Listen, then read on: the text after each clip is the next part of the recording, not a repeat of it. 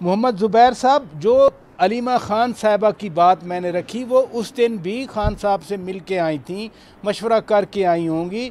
जब उन्होंने कहा ना कि कुछ लोग कुछ दो की बुनियाद पर हम बात करते हैं, एक तो हुकूमत की तरफ से कहा गया कि एनआरओ मांगा जा रहा है, लेकिन मेरा सवाल आपसे ये है जो सेनेटर इरफान सिद्दीकी साहब ने भी उठाया कि पीटीआई के पास देने के लिए क्या है जो अलीमा ख़ान साहबा कह रही हैं कि कुछ आप दें कुछ हमसे लें। पहली बात तो ये है कि मैं मिनिस्टर साहब को क्लैरिफाई कर दूं, मैं बांग्लादेश की तारीफ में या बुराई में बात तो नहीं कर रहा था। मेरे से तो आपने पूछा था कि तहरीक अभी चल सकती, तो मैंने कहा नहीं चल सकती, और उसकी स्ट्रेटजी में मैं पीटीआई की स्ट्रेटजी को क्रिटिसाइज कर रहा था। मैं ये तो नहीं कह रहा था कि जी होनी चाहिए नहीं होनी चाहिए। मेरे नुक्ते नज़र से मैंने ये जवाब दिया था। दूसरी बात ये है कि जहाँ तक ताल्लुक है कि सबको साथ होना चाहिए, कि सबको साथ होना चाहिए। आपने यास्मीन राशिद को एक 78 साल की सर्वाइवर, कैंसर सर्वाइवर को अंदर बंद किया हुआ है 2 साल के से। शाह महमूद कुरैशी को आपने बंद किया हुआ है, आपने मासूम बच्चों को बंद किया हुआ है। आप उनको एक कॉर्नर मीटिंग नहीं करने देते हैं। आप कह रहे हैं कि जी सब साथ मिल जाए। क्यों साथ मिल जाए?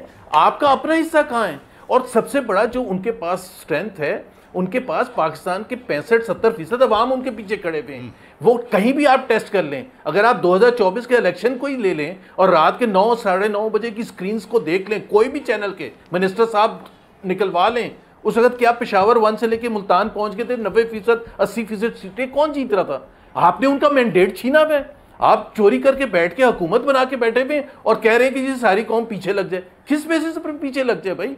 आपने पीका लॉ लाके मीडिया का मुंह बंद कर दिया, आपने 26वीं अमेंडमेंट करके जुडिशरी को बंद कर दिया, फिर आप कह रहे हैं कि जी अवाम एक साथ क्यों नहीं है? भाई अवाम एक साथ थे जब जंग हो रही थी इंडिया के साथ, और बिल्कुल सही एग्जैक्टली अवाम साथ तो थे ना, अवाम पूरी अवाम साथ थी पाकिस्तान की, एब्सोल्युटली साथ थी। लेकिन we are back to basics. अगर आपने इस प्रोसेस को, इस अपॉर्चुनिटी को एनकैच करना है, हुकूमत को मैं कह रहा हूं कि अगर हम आगे चलें, पॉलिटिकल स्टेबिलिटी हो और जो माहौल था जंग के दौरान वही आगे चले, तो फिर हुकूमत को वो इक़दामात उठाने ज़रूरी होंगे जिसमें आप एक सियासी माहौल को, उस दर्जे को कम कर सकते हैं। अगर आप वही पकड़ धकड़ की, डराने धमकाने की पॉलिटिक्स करते रहेंगे, इंटिमिडेशन की पॉलिटिक्स करते रहेंगे और फिर कहेंगे कि जी सारे एक साथ मिले, बिल्कुल आपकी बात सही है कि इस वक्त पीटीआई के पास ऑप्शंस कम हैं, और मेरा ख्याल है पहले के मुकाबले में बहुत ज़्यादा कम है। लेकिन पाकिस्तान में जंग की वजह से पाकिस्तान का आइन तब्दील नहीं हुआ,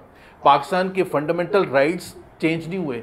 पाकिस्तान अथॉरिटेरियन स्टेट पहले भी कहलाता था इंटरनेशनल कम्युनिटी की नज़र में, आज भी अथॉरिटेरियन स्टेट कहलाता है। उस जंग में जीतने का मतलब ये नहीं है 1965 में हम जंग जीत गए थे, उसके मतलब ये नहीं था कि लेजिटिमेसी मिल गई थी अयूब खान की हुकूमत को, लेजिटिमेसी नहीं मिली थी।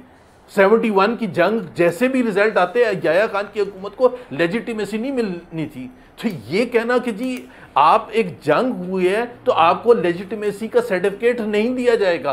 पाकिस्तान की मेजॉरिटी, पाकिस्तान के जो इस वक्त हुकूमत करने वाले हैं, भाई एक बड़ा सिंपल सा एक जवाब दे दें। ये बहुत बड़े मिनिस्टर भी हैं और पॉलिटिकल एक्सपर्ट भी हैं, मुझे एक सवाल का जवाब बता दें। NA 130 में आपने रात के 3 बजे फरवरी 9 की सुबह को रिटर्निंग ऑफिसर क्यों तब्दील किया था? क्यों नोटिफिकेशन निकालने की जरूरत थी? इसलिए कि पुराना वाला फॉर्म 47 देने से इनकार कर रहा था। उसके बेसिस पर आप कह रहे हैं कि आज पूरी कौम पीछे खड़ी हो जाए, ऐसा नहीं होगा।